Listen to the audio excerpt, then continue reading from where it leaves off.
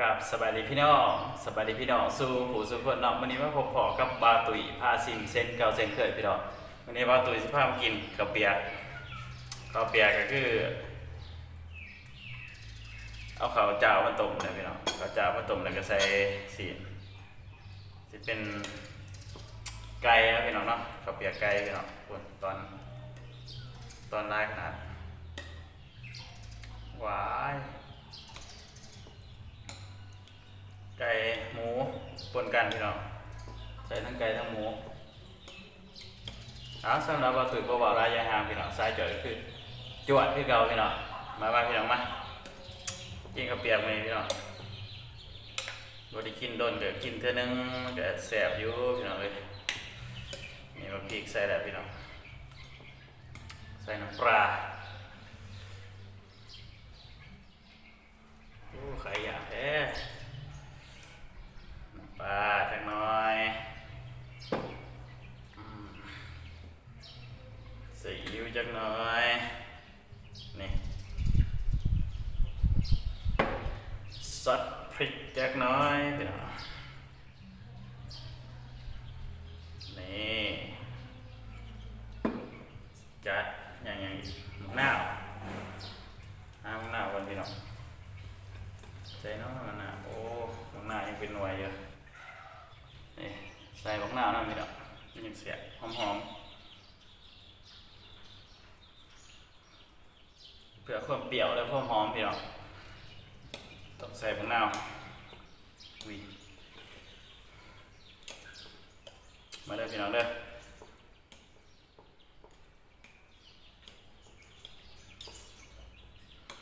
ใครบ่เคยกินข้าวเปียกเขาพี่น้องก็ลองไปต้มกินเบิ่ง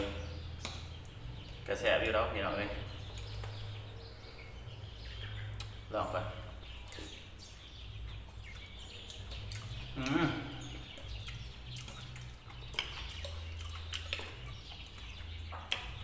ข้าวเปียกไก่บนหมู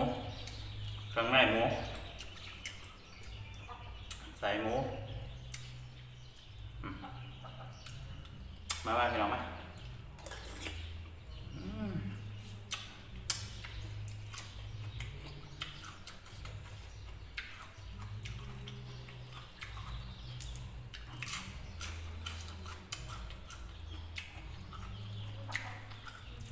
แซ่บไรเติมน้ำตาลอีกพี่น้องหน่อยนึง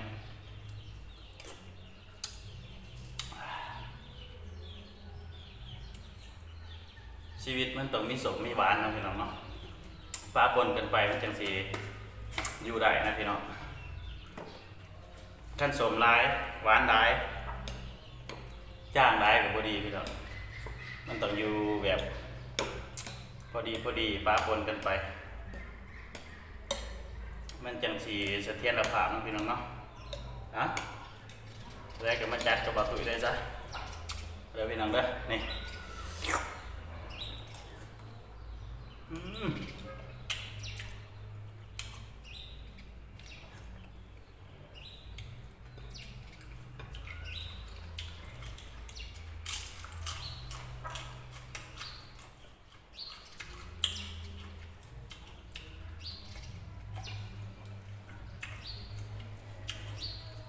มีพักหลายอย่างอยู่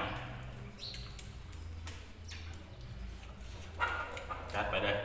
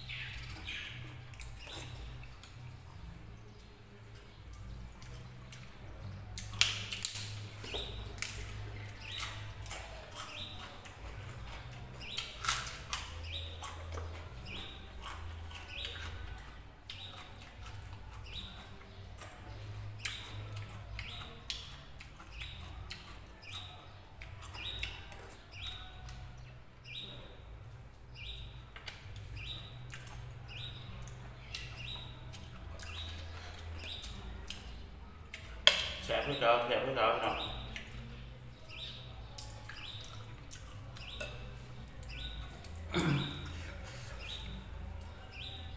สำหรับบ่ตุ๋ยมีแต่แซ่บอาหารเป็นคนบ่แค่อาหารพี่น้อง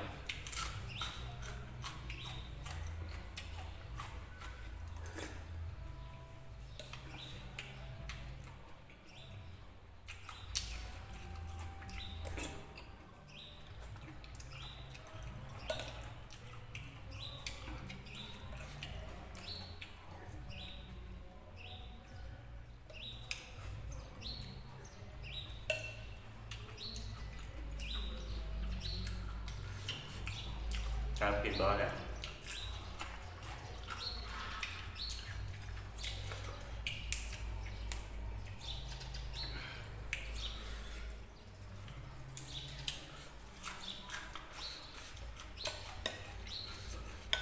หวาน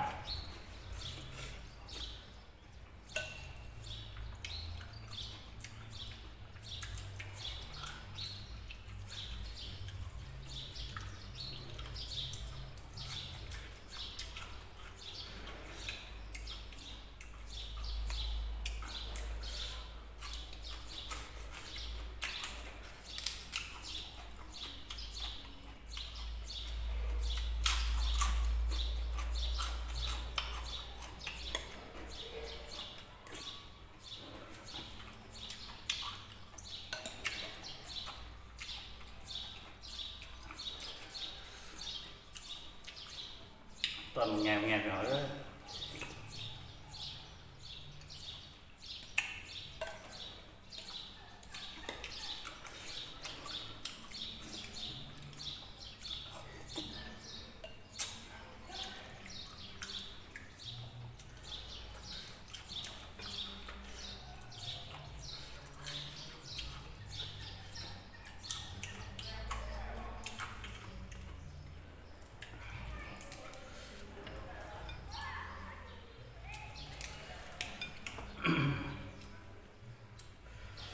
แต่ว่ามีพักนี่กับโบแสบพี่น้องต้องมีพักนะกับพักกับ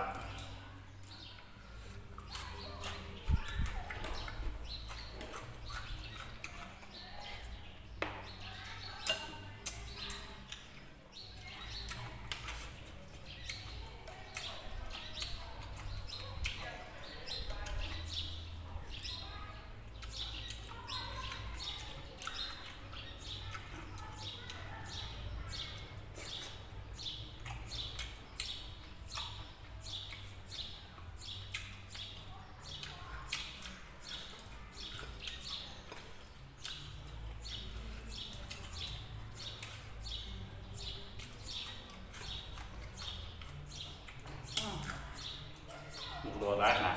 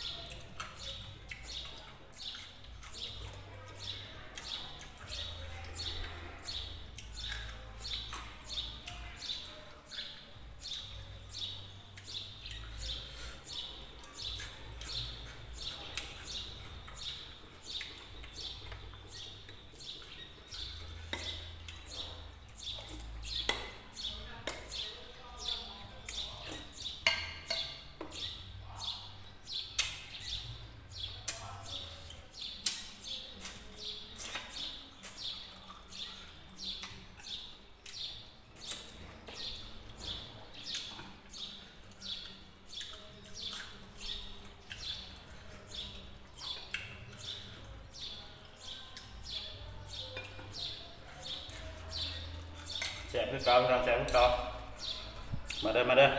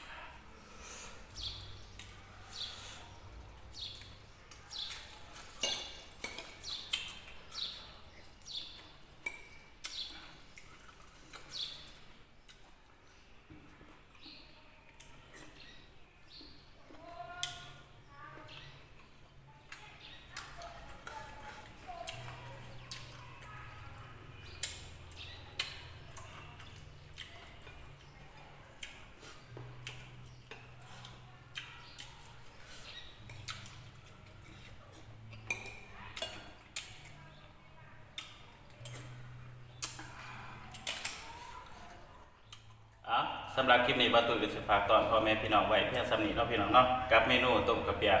หมูไก่พี่น้องปีใหม่นี้ก็ขอให้พี่น้องทานผู้ชม FC ทั้งหลายที่เบิ่งที่ส้มบ่าวตุ้ยก็ให้มีแต่ความสุขความเจริญเนาะมันมีสีสุขร่ำรวยเงินทองในปีใหม่นี้ก็ให้รวยยิ่งขึ้นไปพี่น้องครับสำหรับคลิปนี้บ่าวตุ้ยขอจากลาไปก่อนพบกันใหม่คลิปหน้าพี่น้อง Happy New Year 2022 Goodbye